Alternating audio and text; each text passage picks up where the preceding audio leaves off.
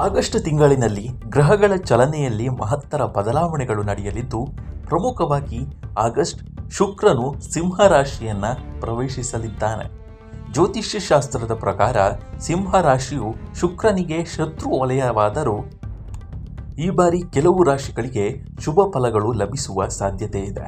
ಸಿಂಹ ರಾಶಿಗೆ ಶುಕ್ರನ ಆಗಮನ ಹಾಗೂ ಅದೇ ಸಮಯದಲ್ಲಿ ರಾಹು ಗ್ರಹದ ದೃಷ್ಟಿ ಶುಕ್ರನ ಮೇಲೆ ಬೀಳುವುದರಿಂದ ಮತ್ತು ಕೇತುವಿನೊಂದಿಗಿನ ಸಂಯೋಗದಿಂದಾಗಿ ವಿಶೇಷವಾದ ರಾಜಯೋಗ ಹಾಗೂ ಧನಯೋಗ ನಿರ್ಮಾಣವಾಗಲಿದೆ.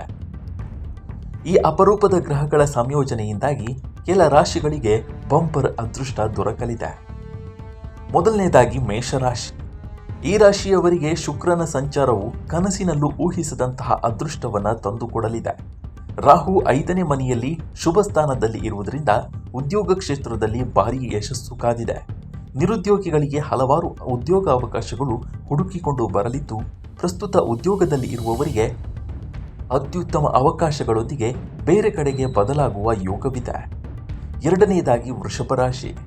ವೃಷಭ ರಾಶಿಯ ಅಧಿಪತಿಯಾದ ಶುಕ್ರನು 4ನೇ ಮನೆಯಲ್ಲಿ ಸಂಚರಿಸಲಿದ್ದು, 10ನೇ ಮನೆಯಲ್ಲಿರುವ ರಾಹುವಿನ ದೃಷ್ಟಿಯು ಶುಕ್ರನ ಮೇಲೆ ಬೀಳಲಿದೆ.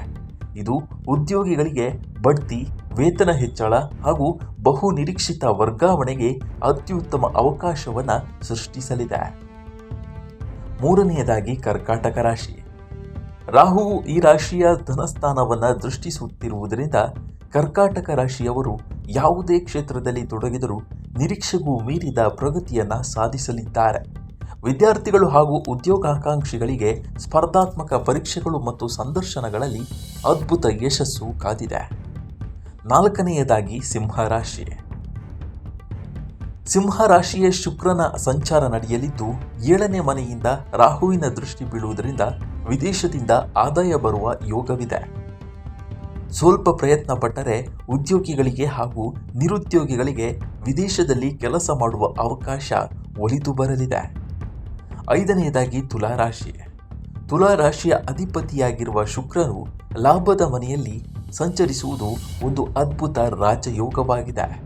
ಜೊತೆಗೆ 5ನೇ ಮನೆಯಲ್ಲಿರುವ ರಾಹುವಿನ ದೃಷ್ಟಿಯು ನೆರವೇರಲಿದೆ.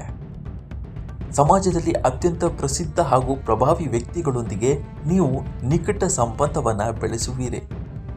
ಕೊನೆಯದಾಗಿ ಕುಂಭರಾಶಿ. ಕುಂಭರಾಶಿಯವರಿಗೆ ಈ ಗ್ರಹಗತಿಗಳು ವೃತ್ತಿ ಮತ್ತು ಉದ್ಯೋಗದಲ್ಲಿ ಪ್ರಾಮುಖ್ಯತೆ ಹಾಗೂ ಸಮಾಜದಲ್ಲಿ ಪ್ರತಿಷ್ಠೆಯನ್ನು ಹೆಚ್ಚಿಸಲಿವೆ.